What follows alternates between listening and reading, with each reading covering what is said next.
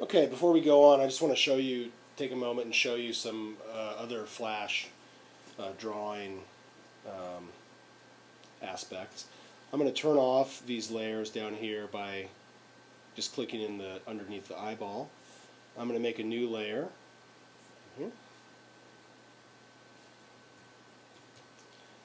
And watch what happens. I'm going to draw a circle here.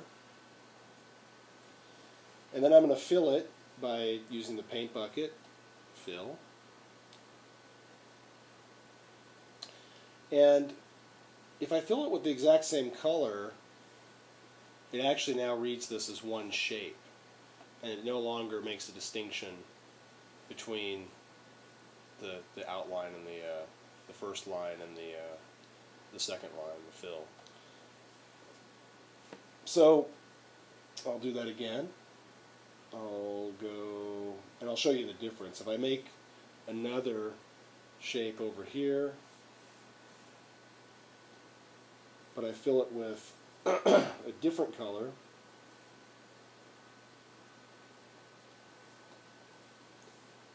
this, when I click on that, single click on that, it actually reads it as a separate shape from the outline. So Flash is kind of funny that way. When you're talking about lines, if you do something in the same color as your first line and fill it with that, this now just becomes one solid block. But if you use different colors, it'll remember the outline and the inside. Undo, undo, undo, undo, undo. All right. So anything that's its own color will then read as a separate shape. So I can select that red and just hit delete. But now watch what happens if I take this shape here and drag it on top of this circle. If I don't deselect, I can actually take it back off. You know, I can just, by using the select tool, it's really easy to click and move things around. But watch what happens if I take this, drag it on top of the circle, and now deselect by clicking off somewhere else. It actually took this, and this you can still drag off, but it just cut a big chunk out of this in the exact shape of the shape that went on top of it. So if I take this, drag it on top of the purple thing, and then deselect, then click the red and move it off, it just cut that chunk out of there. I don't know, that could be kind of cool. We could go up here to modify, transform, flip, horizontal. Flip the shape around, go up here. Maybe rotate it. You can do that by using your free transform tool, Q.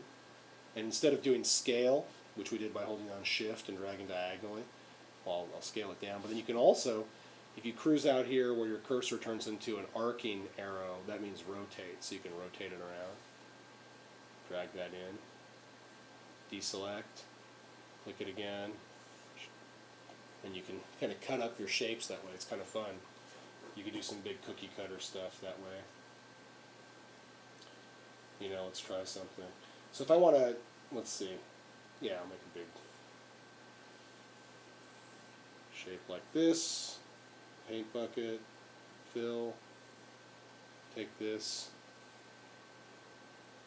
move it in, deselect, move it out, Q, rotate it,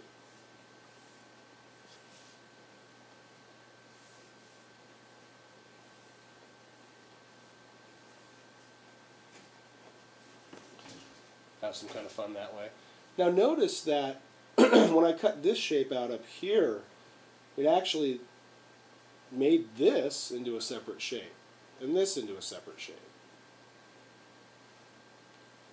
So you could rotate those, you know, individually. Put it back together. But once I take this shape here and connect it by overlapping it with this shape here and deselect, now this is one whole shape. And you can't really cut them back apart unless you go in and do it manually by using the lasso. Go in here, select something like that. You know, you can kind of cut it apart that way. Yeah. Yeah, once I attach it, it's attached, which is actually kind of cool.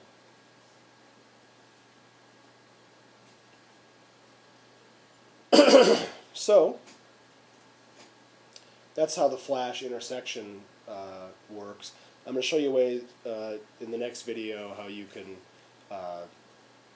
handle that differently by using groups and by using the object drawing mode.